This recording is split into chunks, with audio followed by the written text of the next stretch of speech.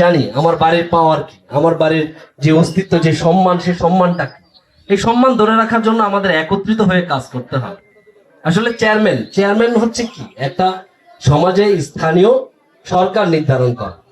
এই সরকারি স্থানীয় নির্ধারণ করার ক্ষমতা আমার কাছে ব্যক্তিভাবে আছে। একজন ব্যক্তি হিসেবে আমার একটা ভোট আছে, আমি চাইলেই সেই ভোটটা দিতে পারবো। তখন একজন স্থানীয় সরকার নির্ধারণ হবে। সেখানে যদি আমরা সমগ্র মানুষ একত্রিত হয়ে আমাদের একজন প্রতিনিধি নির্ধারণ করতে যাই, আমার ভোটের পাশাপাশি আমার ক্ষমতার একটা ব্যবহারও আছে। যে আমি এই বাড়িতে আছি, আমার এই বংশ আছে, এই বংশ সমগ্র মানুষ যদি আমরা একত্রিত হয়ে কাজ করি, আমাদের ঐক্যবদ্ধ এই প্রগতির জিনিসগুলো দেখে মানুষ কিন্তু স্বাভাবিকভাবে আমাদের দিকে ঝুঁকবে। যে এই মানুষগুলো একত্রে থাকার কারণ কি? আপনি আজকাল দেখবেন যে 5 জনের একটা সমিতি করলে সেইখান থেকে টাকা উঠায়া বা এই সমিতিটার লংজারভিটিটা, যে ডিউরেশন টাইমটা কতটুকু সময় হবে, সেটা ধরে রাখার জন্য যে নেতৃত্ব দরকার হয় সেটা থাকে না, যার কারণে ওটা ভ্যানিশ হয়ে যায়।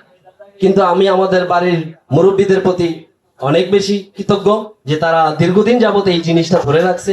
ঝড়ঝাপটা তো আসবে, মানুষের কথা আসবে, বুঝের ভুল আসবে, এই সব কিছুর বাইরে যেও আজকে আমরা একত্রিত হতে পেরেছি, সেজন্য আমি আমার বাড়ির মুরব্বীদের জন্য চিরকৃতজ্ঞ।